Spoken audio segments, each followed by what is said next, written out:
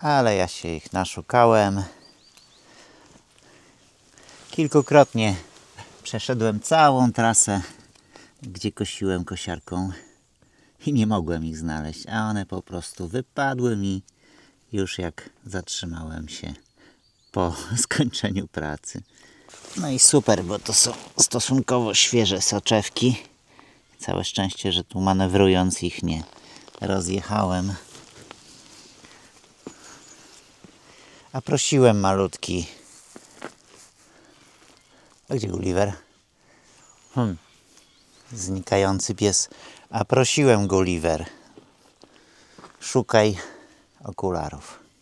Podszedłem tu pod stodołę, bo chciałbym Wam pokazać, co chcemy z nią zrobić i w jaki sposób ją zmienić, szczególnie patrząc na ten zawalający się dach. Otóż jeśli zastanawiacie się, gdzie chcemy zrobić szklarnię, to jest właśnie to miejsce. Ta dobudówka. Jak zwrócicie uwagę, tam mniej więcej tak jak zarastają te jeżyny, nie wiem czy to się w kadrze mieści, ale chyba się mieści. To jest takie wielkie wygięcie dachu. I tak jak ja to obejrzałem dokładnie od wewnątrz, to oczywiście mógłbym spróbować to podeprzeć, ale nawet to jest trochę strach, bo te dachówki mogą mi polecieć na głowę. No przegnity jest głównie tutaj słup po środku, ale przegnite są również te krótkie krokwie, jak i łaty. Także obawiam się, że jak spadnie 20 cm śniegu, to się zawali. Zresztą tak mówią Amerykanie, że ma być w tym roku w naszej części Europy mroźna i śnieżna zima. Czyli jak szybko liczę, no mamy 50% szans, że to się ziści, czyli całkiem już dużo. Więc co ja chcę zrobić? Rozebrać tą część. Tu mam takie dwa słupy, tu i tam jest taki słup. Więc na tym mógłbym tą konstrukcję oprzeć. Szklarnia by miała wymiary około 5 metrów długości na 2,20 szerokości. Z tej strony zrobilibyśmy drzwi i tu byłyby dwa okna. A tu byłoby chyba aż z 10 okien by się zmieściło, tych, które przywiozłem. No i oczywiście dach bym wymienił na jakąś pleksji, na jakiś polietylen. Są takie gotowe materiały, więc pewnie coś takiego bym zastosował. A jakby to wyglądało? No spróbuję to narysować. Zobaczycie. Jakby to mogło wyglądać. Mam nadzieję, że nie zgubię tych okularów.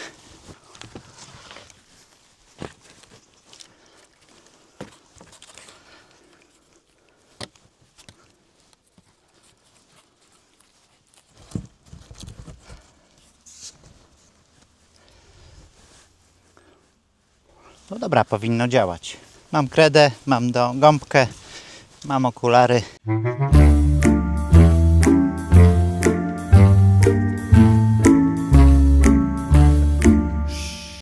Więc tak, tutaj mam te słupy.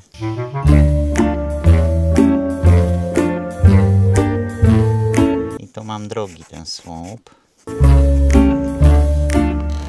Więc tu bym ułożył na dole po prostu bale.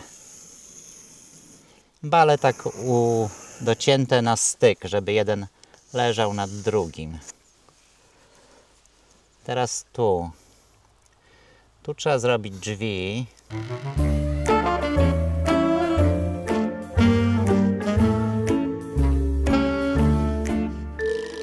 Mam takie drzwi, które są przeszklone w połowie.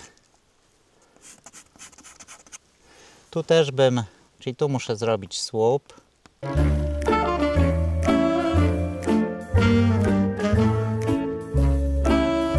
A tu mógłbym wstawić dwa okna.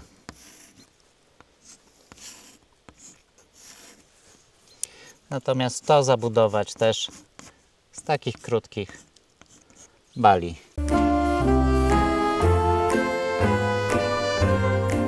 Tu bym powstawiał te okna, które posiadam.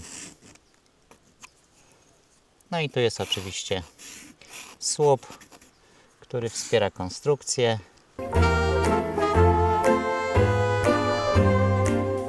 Czyli tu mamy dachówkę.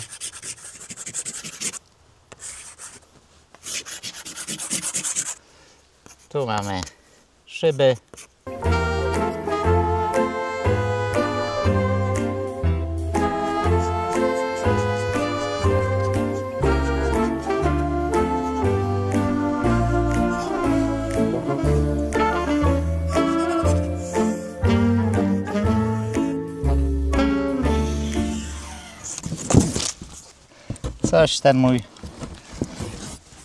Coś te moje sztalogi się spsiły. No już końcówka, no.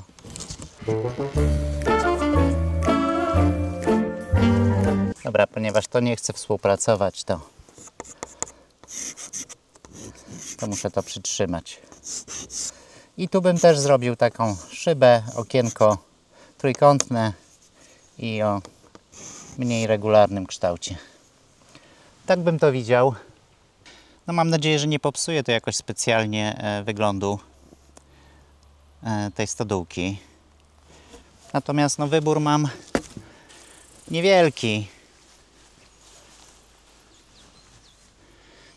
Dlatego, że to prawdopodobnie i tak się w tym roku zawali, tak jak już mówiłem to Wam wcześniej. I zamiast ładnie wygiętego, ładnie pokrzywionego dachu będziemy mieli zawaloną ruinkę, więc co jeszcze w tym projekcie ciekawe? Chciałbym też zrobić tak, żeby na pewno w tej części tutaj zrobić rynnę, a spust tej rynny wprowadzić do środka, do tej części nie szklarni, tylko tam jeszcze głębiej w stodole. Tam jest trochę wyżej niż tu. I wpuszczać tą wodę do Mausera. A następnie z Mausera już albo wyprowadzić szlauch, tak żeby można było podłączyć się i podlewać. Nawet można zrobić w sumie kropelkowe podlewanie. Nie jest to problem. I prawdopodobnie, ponieważ do tej części stodoły, do tej części, tak jak ją widzicie, prawej, nie ma dostępu prostego. Albo tutaj pod belkami, albo tu. Tędy od środka przez takie fajne okienko. No, to tu bym gdzieś zmieścił Mausera. Pod warunkiem, że on przejdzie przez to okienko. Ciekawe. No bo tu jest troszeczkę wyżej niż w tym pomieszczeniu obok. Już Wam je pokazuję. No właśnie, to jest to pomieszczenie. Tu jest trochę jeszcze śmieci, mimo że sporo już rzeczy stąd wyrzuciłem. To jeszcze to wymaga wyczyszczenia. Czyli 2 metry szerokości. No może nie za szeroko, ale no, takie dwie, powiedzmy, grządki po 70 cm, 80 cm i przejście 50 cm pomiędzy nimi. No to się wali, jak widzicie, te belki tu są spróchniałe. Ta środkowa tu nie miała podparcia i przegniła. Także wszystkie te łaty się powyginały. No można by to oczywiście naprawić, tylko żeby to zrobić w miarę sensownie, to należałoby zdjąć całą tą dachówkę, poprawić konstrukcję i ułożyć ją ponownie, co też jest oczywiście do zrobienia. Tu w tej ścianie zrobiłbym drzwi, tak żeby można było ze szklarni przejść. O, tu widać jaki jest poziom tej części obok, czyli mniej więcej na tej wysokości tej belki, no troszeczkę powiedzmy niżej stałby Mauser, czyli on by stał jakieś 60-70 cm wyżej niż poziom szklarni. No to spokojnie gromadząc w nim wodę z deszczu można by grawitacyjnie potem z tej wody korzystać.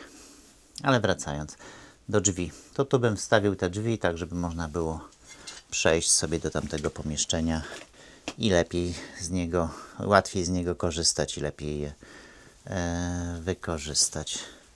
A tu by było wyjście ze szklarni. Tu jest jeszcze jedna rzecz do rozwiązania, bo jak widzicie, ta ściana wewnętrzna ma szczeliny pomiędzy belkami co nie jest dobre, bo powietrze ciepłe, które by się gromadziło w szklarni, uciekałoby pomiędzy tymi szczelinami i tam wyżej szło do środka, do stodoły. Także musiałbym te ściany jeszcze czymś wyłożyć. Widziałem w sprzedaży taką plexi, takie płaty. To jest w zasadzie folia, taka bardzo sztywna folia. Wygląda jak plexi. Także można by ją rozpiąć na tej ścianie i w ten sposób powstrzymać uciekanie ciepła ze szklarni. No i do zastanowienia, co zrobić tu, bo tutaj w zasadzie tego przejścia to ja nie potrzebuję. Skoro byłyby drzwi za moimi plecami, to nie jest ono tutaj konieczne. Także to można by było zabudować deskami, ewentualnie też może jakąś przeszklić, tak żeby zawsze to więcej światła wpadało do szklarni. Nie będzie to jakoś najbardziej doświetlona szklarnia. Tak jak ten róg, to mniej więcej jest południe. Więc tu jest dość dużo światła już tak od godziny 10 słońca i do jakiejś, pies szczeka na wiewiórkę, i do jakiejś godziny 16. Także nie jest tak źle.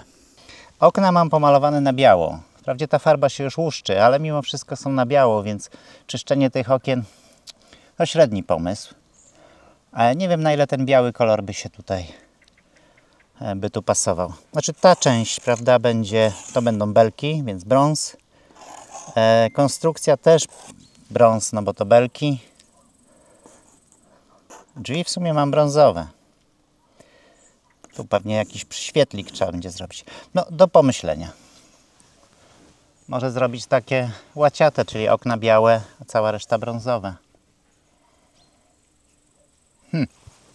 No raczej sam tych okien nie odzyskam tak czy inaczej naturalnego wyglądu drewna, bo one są dość zniszczone, więc nie wiem, czy udałoby się je tak doszlifować.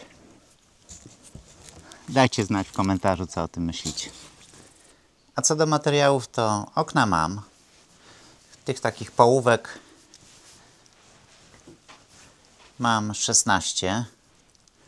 A chyba potrzebuję 12, więc 4 powinny mi jeszcze zostać. Może da się z nich zrobić inspekt taki, który bym zrobił przy przyczepie. Tam jest wyżej, tam jest cieplej, także może to i dobry pomysł. Mam takie również łaty z drewna konstrukcyjnego. Tu są 4 sztuki, ale mam gdzieś jeszcze 2 sztuki, takie długie, 6-metrowe, więc one powinny mi spokojnie wystarczyć na konstrukcję do umocowania okien. Mam również trochę łat i krokwi z tej przybudówki, którą rozebrałem przy domu, więc też byłoby już na konstrukcję dachu. Mam sporo tych... O, deszcz zaczął padać. Mam sporo tych betonów, więc te betony mógłbym wrzucić tam w ziemię pomiędzy te dwa takie betonowe słupki. Zrobić taki mini fundamencik, bez murowania, po prostu je tam ułożyć. Mam drewno, bale z rozbiórki ze stodoły, więc mam również, chowam się trochę przed tym deszczem, więc mam również na to ułożenie tych belek na dole, pomiędzy tymi betonowymi słupkami. Także w zasadzie większość mam. Muszę tylko dokupić te płachty z poliwęglanu na dach, jakieś elementy do mocowania, tą folię. Szacowałbym na jakieś 500 zł koszta, czyli pewnie w 1000 się to zamknie. Oczywiście jeśli chodzi o tą szklarnię, no to zajmę się tym w wolnych chwilach, w jakichś przerwach w remoncie, no bo jednak remont to jest najważniejsza rzecz, ma priorytet numer 1. Natomiast chciałbym ją na pewno skończyć do marca. Mam nadzieję, że uda się zrobić to wcześniej. No właśnie, priorytet numer 1, bo ostatnio pojawił się taki komentarz, że jak długo jeszcze będę pracował z tym fundamentem i że to już jest taki wyeksploatowany temat, że przydałoby się coś nowego. Ja tu tylko chcę wyjaśnić, znaczy ci, co oglądają nas dłużej, pewnie to wiedzą. My pokazujemy w naszych filmach to, co rzeczywiście robimy na siedlisku i to, co naszym zdaniem powinno być zrobione. Nie tworzymy specjalnie tematów pod to, co chcemy sfilmować, pokazać, tak żeby dany temat miał dużą oglądalność. Jak są grzyby w lesie, to zbieramy grzyby i pokazujemy grzyby. To samo śliwki. Jak trzeba kosić łąki, to ja koszę łąki, mimo że może w danym momencie inny temat byłby dużo bardziej chodliwy. Zdaję sobie sprawę, że możecie być znużeni tym, jak długo pracuję nad tym fundamentem. Pomyślcie, jak ja jestem. Natomiast no po prostu tak to wygląda. Oczywiście można by to było zrobić zupełnie inaczej. Jak była wymieniona podwalina, mogłaby tu wpaść ekipa, włożyć 4 tregry pod dom, podnieść go do góry, wylać fundament, wymurować z bloczków i opuścić.